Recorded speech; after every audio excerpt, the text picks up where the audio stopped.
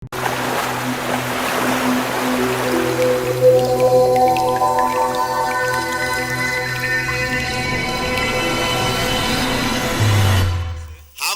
nyote. Uiteka bahire. Bwana wabariki. Ndishimye cyane. Anafurahi sana kuko turi kumwe ahangaha. Sababu tuko pamoja hapa. Mugihe ntabyibwiraga. Kwa sababu muda ambao umepita sikuwa na wazia hili. Ndashima Imana kuko yabishohoje. Nashukuru Mungu kwa kuwa amekamilisha mambo haya. Impamvu zagombye gutuma ntaza, sababu ambazo zingemzuia asikuje, bitewe n'igihe turimo, sababu ya nyakati tulizomo. Ngira ngo abafite za radio babyumva ko iwacu hari intambara mu karere kacu. Nafikiri kwamba walio na radio wanajua na wanasikiaga kwamba kwetu kuna vita. Icyo nicyo cyagumye gutuma ntaza. Hilo ndilo lingenizuia nisikuje.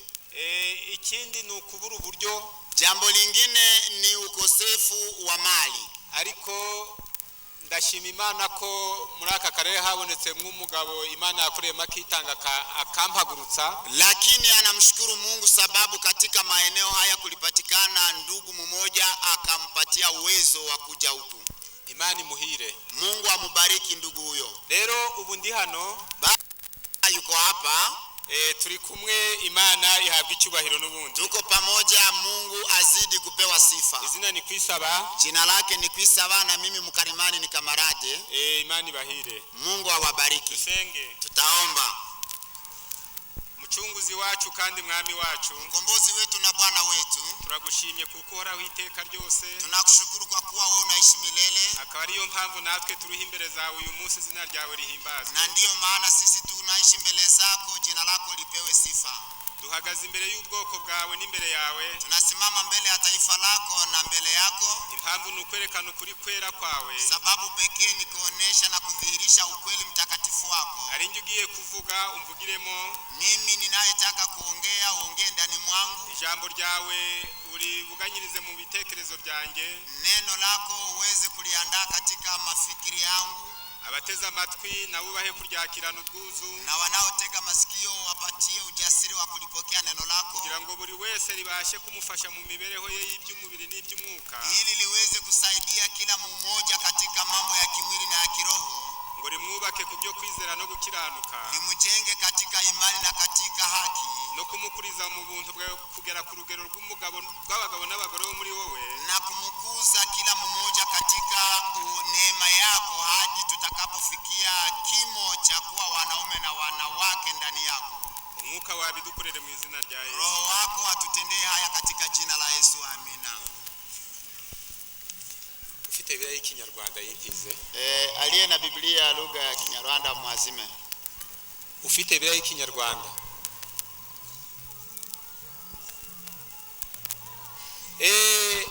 Bavandimwe nshuti zanjye, ndugu na rafiki zangu, ndashaka ngo tuganire amagambo make cyane. Ninataka tuzungumuze maneno machache. Ari kuvuga ngo kuba igiti cy'imbuto mu murima w'Imana. Cyera imbuto mu murima w'Imana. Neno ambalo kichwa chake kinasema kuwa mti unaozaa matunda katika shamba la Mungu. Ibinchi biba biterwa mu butaka. Miti ni mingi ambayo inapandwa katika ardhi.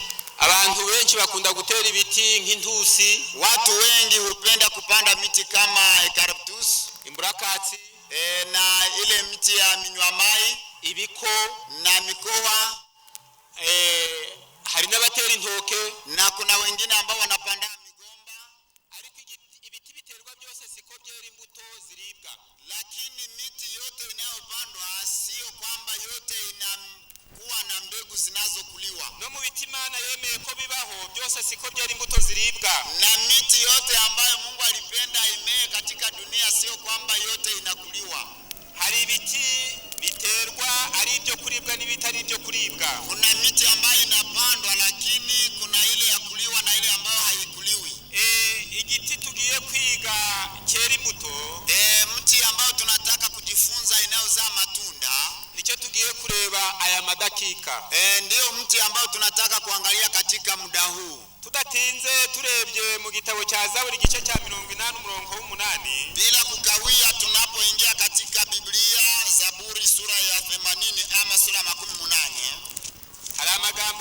kubasomera ari kuvugika ngo kuna neno ambalo limeandikwa hivi: wakuye umuzabibu mu Egiputa, wirukana amahanga urawutera, uharura imbere yawo, nawo ushora imizi wuzura igihugu, imisozi twikirwa n'igicu cyawo, n'imyerezi y'Imana iterwa igicucu n'amashami yawo, ugaba amashami agera no ku nyanja, kandi amashami yawo agera no kuri rwa ruzi. Niki cyatumye usenya inzitiro zawo ngo abahisi bose bawusorome? Ingurube yo mu ishyamba irawangiza, inyamaswa zo mu gasozi zirawonona. Mana nyiringabo, turakwinginze garuka, urebe mu isi uri mu ijuru, urebe ugenderere uwo muzabibu. Amina.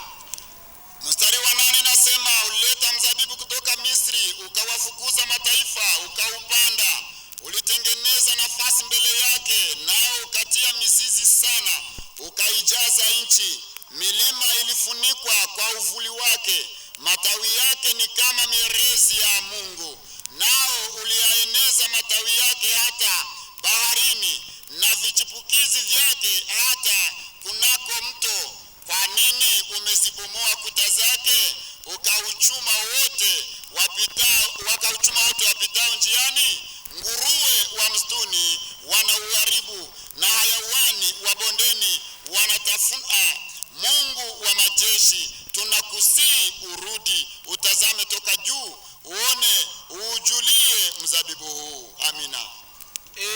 Uyu muzabibu ni igiti kitabina hangahi iwacu. Mzabibu ni mti ambao haupatikani katika nchi zetu hizi, ariko mu bihugu by'Iburasirazuba, lakini katika nchi za mashariki iki giti kiraboneka. Mti huu hupandwa cyane mu Burasirazuba bwo hagati, hasa katika nchi za mashariki ya kati. Iki giti Imana yarakiremye iragitera, ikigereranya n'itorero ryayo. Mti huu Mungu aliuumba, akaupanda, akaulinganisha na kanisa lake, maze awutera mu butaka burumbuka, akaupanda katika ardhi yenye rutuba. Maze imaze kuutera, na baada ya kupanda mti huu, ngugaba amashami yawo agera ku nyanja no ku ruzi, ukapanua matawi yake mpaka kwenye bahari na kwenye mito. Nukuvuga ko iki giti cyatwikiriye ibiti byose byari bicegereye. Ni kwamba mti huu ulifunika miti yote ambayo ilikuwa karibu naye. Ariko ijambo liravuze ngo ingurube yarawononye, lakini hapa neno nasema kwamba nguruwe imeuharibu. Inyamaswa zo mu samba zirawonona, zirawangiriza, wanyama wa hayawani wakauharibu. Uwo muzabibu wararetswe, waraciwe. Mzabibu uliachwa ukakatwa, barimburwa no guhana ko mu maso yayo, wakaangamizwa na adhabu ya Mungu kwenye macho yake. Murumva ko uyu muzabibu, iki giti nubwo tudakizi, mnasikia kwamba hata mzabibu sisi hatufahamu, tukigereranije n'ivoka, lakini tukiulinganisha na avocado, ni igiti cyera matunda. Ni mti ambao unazaa matunda.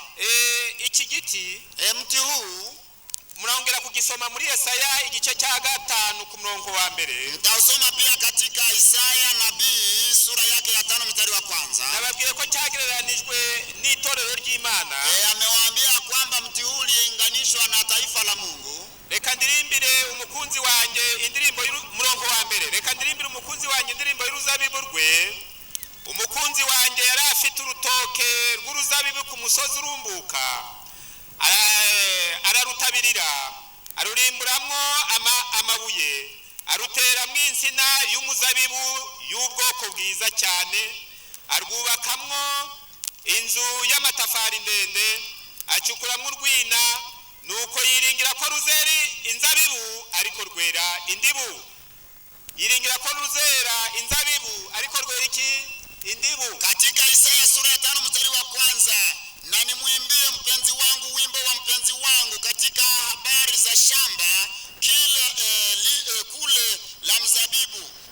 Mpenzi wangu alikuwa na shamba la mzabibu kilimani penye kuzaa sana, akafanya handaki kulizunguka pande zote, akatoa mawe yake, akapanda ndani yake mzabibu ulio mzuri, akajenga mnara katikati yake, akachimba shinikizo ndani yake, akatamani ya kuwa utazaa zabibu, nao ukazaa zabibu mwitu. Ariko reka tufate urutoke rw'insina, lakini tutoe mfano kwenye mgomba wa ndizi. turugereranye n'uru ruzabibu, Twaulinganishe na mzabibu huu, maze noneho rero turebe uko rwatewe nk'urutoke, na tuangalie namna mzabibu umepandwa kama mgomba, ariko kwera rukera indibu. lakini wakati wa kuzaa mzabibu kazaa mzabibu mwitu. Indibu ni igitemba tembe. Mzabibu mwitu ni ndizi mwitu, ile ndizi ya porini. Bashaka kureba abantu bazi urutemba tembe. Anataka kuangalia wale ambao wanajua ile ndizi mwitu, ile mgomba mwitu. Murakoze Imana ibahire. Wameonekana, Mungu awabariki.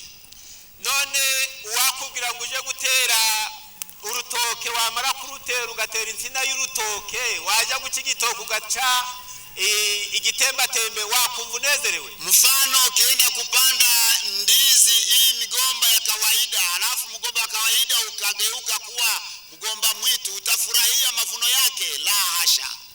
Rero Imana yateye urutoke, Mungu alipanda mgomba yibwira ko azabona igitoke kiribwa, akiamini kwamba atapata ndizi ya kawaida ya kuliwa. igiye gusuzuma isanga ni igitembe gihari. Mungu alipochunguza akakuta kumeweza kuzaliwa mgomba mwitu ama ndizi mwitu. Niko bimeze ku itorero muri iki gihe, ndivyo ilivyo kwa kanisa kwa wakati huu, ndetse no mu gihe cy'Abisirayeli. hata nyakati za Israeli Imana yabateye mu butaka burumbuka, Mungu aliwapanda katika ardhi yenye kuzaa sana, abakingira ibyago n'amakuba, akawakinga mateso na hatari zote, amahirwe yo kubaho neza, akawabariki kwa baraka zote za maisha mema, kandi abaha uburenganzira bwo gukura bagakwira isi yose bakwiza ibyiza atari bibi, akawapatia uhuru wa kuishi kabisa na kupanuka katika dunia nzima. ariko agiye gusuzuma imbuto bera asanga ari ibibi gusa. Lakini Mungu alipotazama matunda yao akakuta ni mabaya matupu. Ndatinze, Bila kukawia, Yesu Kristo nawe ari mwisi. Yesu Kristo naye alipokuwa duniani asanga abo Bisirayeli bari baratewe nk'insina nziza, aliwakuta hao Waisraeli waliokuwa wamepandwa kama mgomba mzuri. nuko abagezemo Alipowaingia ndani, yabahaye ibimuranga, aliwapatia dalili zake za kuwa yeye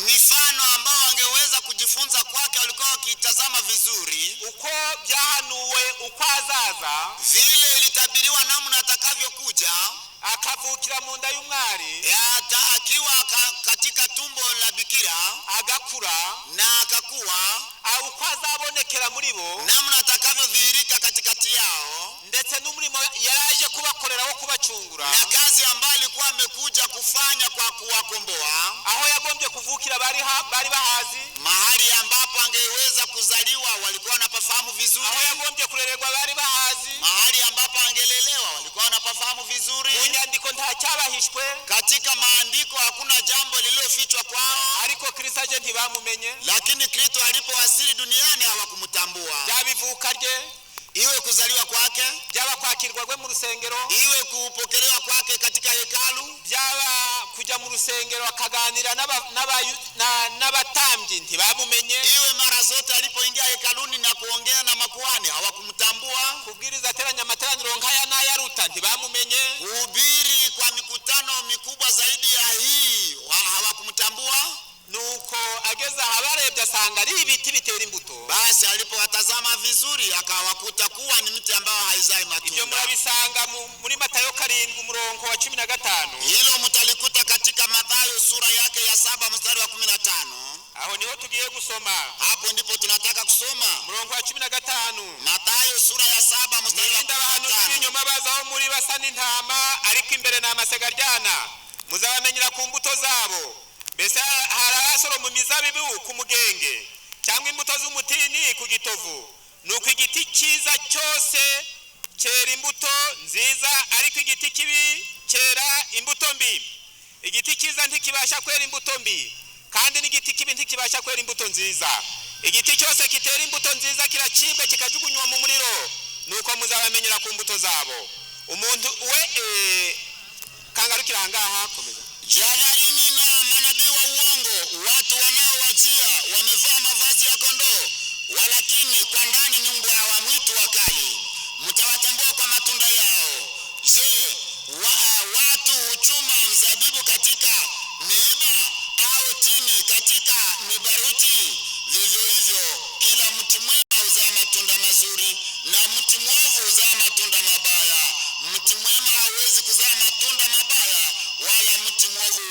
kuzaa matunda mazuri. Amina. Murumva ko igiti giterwa ari cyiza nicyo cyera imbuto nziza. Nasikia kwamba kila mti unaopandwa ukiwa mzuri uzaa matunda mazuri, n'igiti kibi kikera imbuto mbi, na mti mbaya uzaa matunda mabaya. Amahirwe cyane aturuka ku giti Imana yitereye ubwayo kikera imbuto nziza. Bahati ama fursa ni kwa mti ambao Mungu mwenyewe ameupanda ukazaa matunda mazuri. Ariko muri uyu murima w'Imana, lakini katika shamba hili la Mungu harimo n'ibiti bibamo bitera imbuto. Imo miti ambayo haizai matunda, bikera imbuto mbi, inazaa matunda mabaya. Muri iki gihe nguko byahoze mu gihe cyashize, katika nyakati hizi kama ilivyokuwepo nyakati zilizopita, ubutumwa bwiza twakira, habari njema tunayoipokea, ngo dutera kuba ibiti byiza mu murima w'Imana, hiyo inatufanya tuwe miti mizuri katika shamba la Mungu. Nyamara ibyo si ukuvuga ko hatarimo n'ibiti bibi, ila sio kwamba ni kusema kuwa hakuna miti mibaya. Hari ibiti bibaho ntibyera imbuto nziza. Imo miti mibaya ambayo haizai matunda mazuri. Wagira inzara wagera muri iryo shamba ugashaka icyo uri buryo ukakibura. Ukiwa na njaa ufikapo katika msitu huo ama shamba hilo unatafuta matunda unakosa. Rero muri iki gihe nkuko byahoze kera nkuko nababwiye, sasa nyakati hizi kama ilivyokuwa nyakati zilizopita, ubutumwa bwiza bwaraduhamagaye, habari njema imetuita kugira ngo tubi ibiti byiza mu murima w'Imana, ili tuwe miti mizuri katika shamba la Mungu. None Imana irasuzuma ikoresheje ibyanditswe byera. Sasa Mungu anachunguza na kutafakari akitumia maandiko matakatifu. Bamwe bakagaragara ko ari wanaonekana kuwa ni miti mibaya kuko batera imbuto nziza, sababu hawazai matunda mazuri. Ni nacyo kizana amacakubiri mu itorero. Hiyo ndio inaleta matengano katika kanisa. Abantu bajya bibaza, watu hujiuliza, ariko Kristo bateye ate? Sasa Kwisaba yeye ni mtu gani? Cyangwa se kamarade we ateye ate? Wanauliza kamarade ni mtu gani? Ibibwirizo byari byiza, mbona mahubiri yake ni mazuri, ibyigisho by'akabari byiza, mafundisho yake ni mazuri, ndetse kusanga afite n'imvugo nziza, tena masemi yake ni mazuri. Ariko none byagenze biki? Lakini imekuwaje? Bavandimwe, ndugu zangu, umuntu ashobora kwibwira ko ari umukristo, mtu anaweza kujifikiria kuwa yeye ni Mkristo, akibwira ko ari intumwa itumwe n'Imana, na mara nyingine hujifikiria kuwa ni mjumbe ambaye ametumwa na Mungu. Ariko niba atari igiti cyiza kigomba kwera imbuto mu murima w'Imana, ntuzamusoroma w'imbuto nziza. Lakini ikiwa yeye si mti mzuri uliyopandwa katika shamba la Mungu, hautapata matunda mazuri kwake. Icyo gituma Yesu avuga ngo mwirinde abahanuzi b'ibinyoma bazaho muri bameze nk'intama. Ndio maana Yesu amesema ya kwamba mjihadhari na manabii wa uongo wanaokuja kwenu wakifanana na mwanakondoo, ariko imbere y'amasega aryana, lakini ndani mwao ni kama mbwa mwitu wakali. ku mbuto zabo. Akasema mtawatambua kwa matunda yao. Rero ntabwo imbuto zera igiti kigiterwa, mbegu hazionekane kwa mti ambao unapandwa papo hapo. Oya, ahubwo imbuto zera igiti gitangiye kwera amatunda, bali mbegu huanza kuonekana na kuzaliwa wakati mti umeanza kuzaa matunda. Kigaragaza icyo giti cya amatunda niyagaragaza icyo giti cyari cyo. Matunda ya mti ndio yanadhihirisha mti huo ni mti gani. Niko bimeze no muri iki gihe, ndivyo ilivyo katika nyakati hizi. Bamwe mu babwiriza mubona ari beza ku ishusho, baadhi ya wahubiri ambao mnawaona wakiwa wazuri kwa sura, bakaba bafite impano zo kwigisha no kubwiriza, wakiwa na vipawa vya kufundisha na kuhubiri, mu gihe imbuto zikera muri bo, wakati mbegu zinaanza kumea ama kuonekana kuzaliwa ndani mwao, cyangwa mu gihe imbuto zigikomera muri bo, au wakati mbegu zinaanza kuiva ndani mwao, niho mushobora kumenya abari bo, ndivyo mtawatambua kabisa kweli kweli. Rero igihe byabaye nkuko, wakati mambo yanaonekana ama yanadhihirika hivyo, ntiwagombye kubabara ngo uvuge ngo ariko tugujana tugize dute. Isinge kupasa kuhuzunika na kusema tumepata ole tufanyeje. Ahubwo igiti cyeza imbuto zacyo, bali mti unapozaa matunda yake, niho wumva uruhuki ukavuga uti aho nari nteze amakiro harabuze. Hapo ndipo utatambua kumbe mahali nilikuwa natamani wokovu wangu sio hapa. Ushaka ubundi buryo, utatafuta mahali pengine. Rero kugeza ubu, basi mpaka hapa ibice mubona mu itorero, makundi ama mgawanyiko mnaoona katika kanisa, nubwo mwakwibwira ko byari bimaze igihe bitariho mufite amahoro, hata kama mnaweza fikiri kwamba nyakati nyingi zimepita mkiwa na amani, ariko bibaye ngombwa ko bigaragara, lakini inabidi migawanyiko idhihirike kugira ngo igiti kimenyekanishwe n'imbuto zacyo. ili kila mti udhihirishwe na matunda yake. None niba amatunda abonetse rero, Sasa kama matunda ya mti yanadhihirika, twavuga ngo ni amina. basi tutasema amina. Noneho dutangire natwe twisuzume, Na sisi tuanze tuichunguze, turebe neza tuangalie vizuri. ko igiti gitewe muri ubu butaka ari njyewe wowe, cyari cyaba kiri gukurizwa mu imbuto mbi cyangwa imbuto nziza. Tuangalie kwamba mti ambao unapandwa katika udongo huu wa Mungu ni mimi na wewe. Tuangalie kwamba matunda yake yatakuwa matunda ya aina gani. Iyo dukomeje kwitegereza mu byanditswe byera, Tunapoendelea kuangalia katika maandiko matakatifu, tugasoma, reka twifashishe amagambo ari mu wifuzwa ibihe byose 493. tutasoma katika kitabu cha Tumaini la Vizazi Vyote 493 ama 493 kwa lugha ya Kinyarwanda. Hari aya magambo Yesu ari kuvuga ngo mwirinde abantu z'ibinyoma bazaho muri. Kuna maneno ambayo yanasema Yesu akituambia tujihadhari na manabii wa uongo wanaokuja mahali tulipo. Nibyo nabasomeye. Ni lile ambalo ametusomea katika Mathayo sura 7 mstari 15. Ntabwo yaturetse ngo tutabisobanukirwa neza. Yesu hakutuacha katika njia panda ili tusije tukaelewa vizuri. Yavuze ngo muzabamenyera ku mbuto zabo. Alisema mtawatambua kwa matunda yao. Nimurebe imico yabo, ingeso zabo. Muangalie na kutazama matendo yao na tabia zao. Matendo yao, imvugo yabo, masemi yao. Icyo nicyo kibagiza abigisha b'ibinyoma. Hayo ndio yanawafanya kuwa walimu wa uongo. Nubwo bagaragaraga ubushize kwa ab'Imana, ijapokuwa kwa nyakati zilizopita walionekana kama watumishi wa Mungu, ariko ubu turavuze ngo ni oya. Lakini kwa sasa tunasema la hasha, kuko imbuto zabo tuzireba, kwa sababu matunda yao tunayatazama, imico yabo turayireba, tabia zao tunaziona. Aravuga ati imeandikwa, uyu muburo ni w'ibihe byose.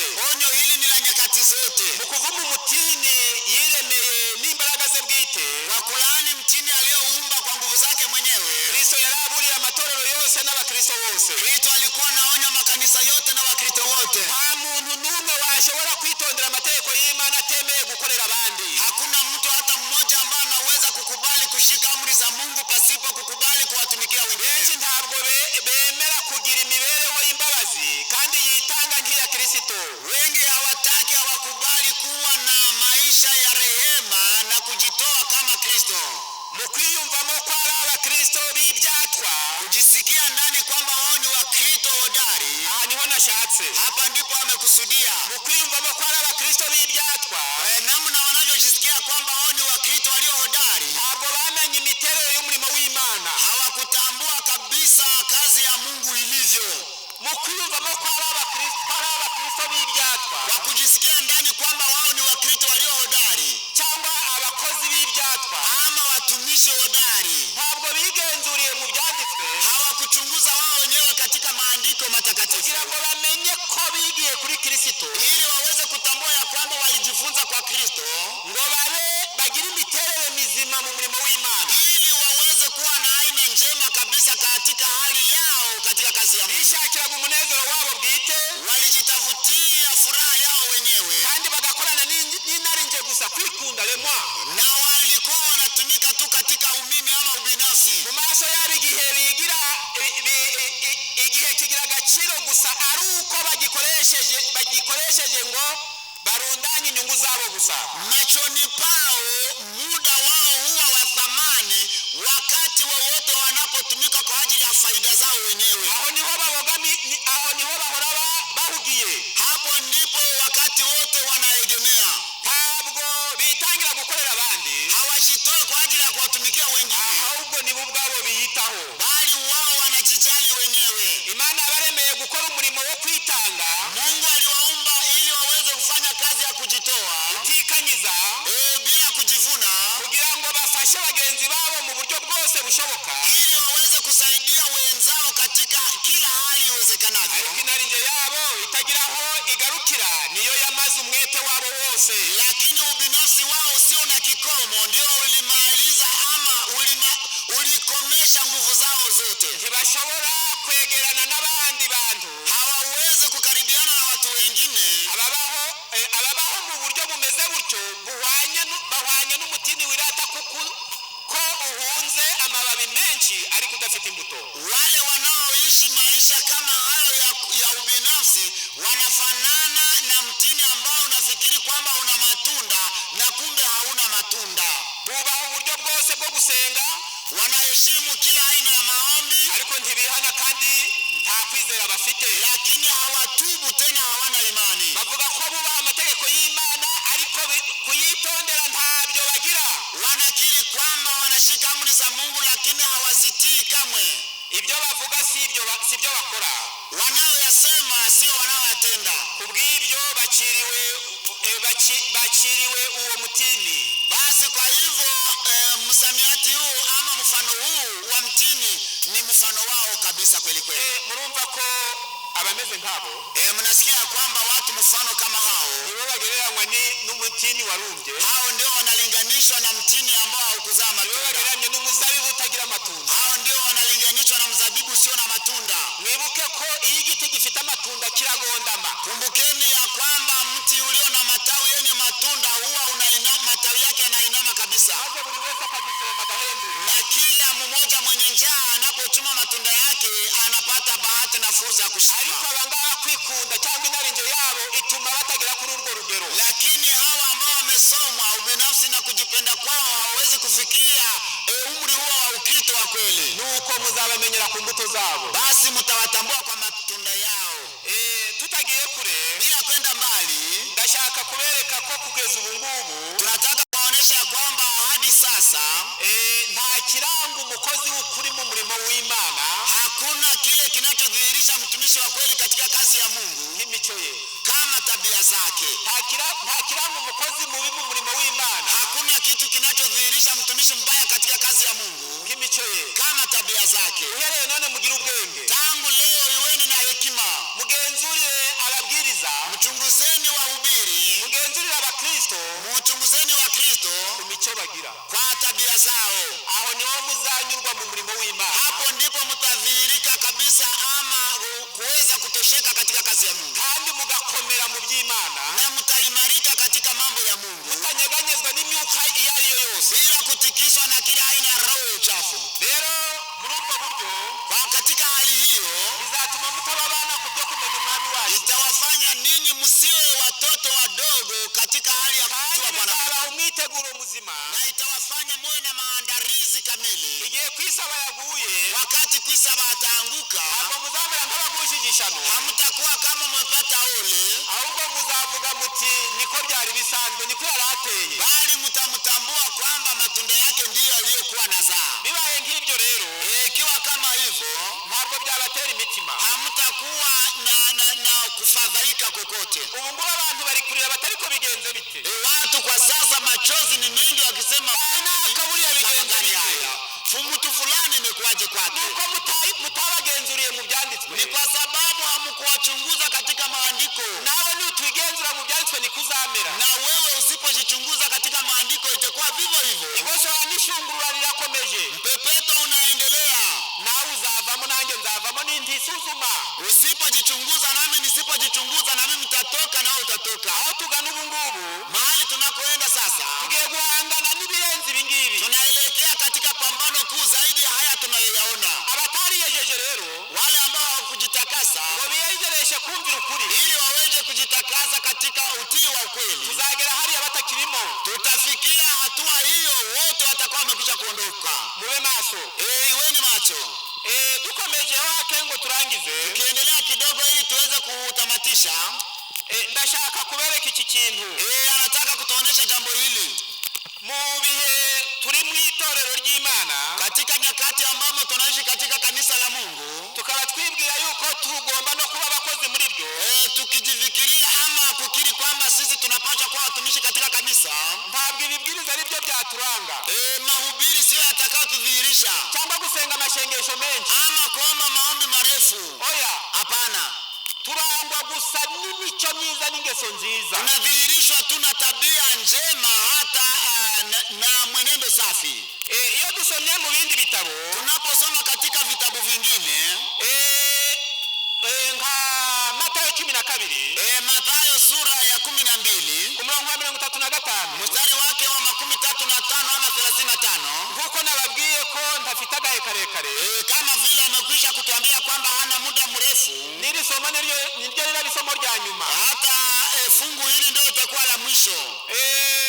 Nari mfite byinshi. Alikuwa na mambo mengi. Ariko murareba uko ikirere kimeze. Lakini mnaona anga namna lilivyo. Kandi za gahunda zateguwe zikaba zifite nibindi zirongeraho byinshi. Tena utaratibu uliopo una mambo mengine ya ziada. Reka dusomere isomo riheruka. Atasoma somo hili la mwisho. Duhere ku murongo wa 34. Tutaanzia mstari wa 34. Abana b'Isira mwe mwabasha mute kuvuga amagambo meza muri babi. Ibyuzuye umutima ni by'akanwa kavuga. Umuntu mwiza atanga ibyiza abikuye mu butunzi bwe bwiza. N'umuntu mubi agatanga ibibi abikuye mu butunzi bwe bubi. Kandi ndababwira yuko ijambo ry'imfabusa byose abantu bavuga bazabazwa ku munsi w'amateka. Amagambo yawe niyo azagutsindishiriza kandi amagambo yawe niyo azagutsindisha. Amena. 12:34 Mathayo. Enyi wazao wa nyoka, mwawezaje kunena mema mkiwa wabaya? Maana kinywa cha mtu huyanena ya ujazayo moyo wake.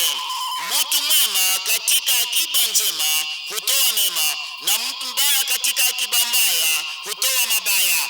Basi nawaambia, kila neno lisilo maana watakalolinena wanadamu watatoa hesabu ya neno hilo siku ya hukumu. Kwa kuwa kwa maneno yako utahesabiwa haki, na kwa maneno yako utahukumiwa. Amina. Mbese muribwira ko igiti kibi cyakwera imbuto nziza koko? Je, mnafikiri kwamba mti mbaya unaweza kuzaa matunda mema kweli? La hasha.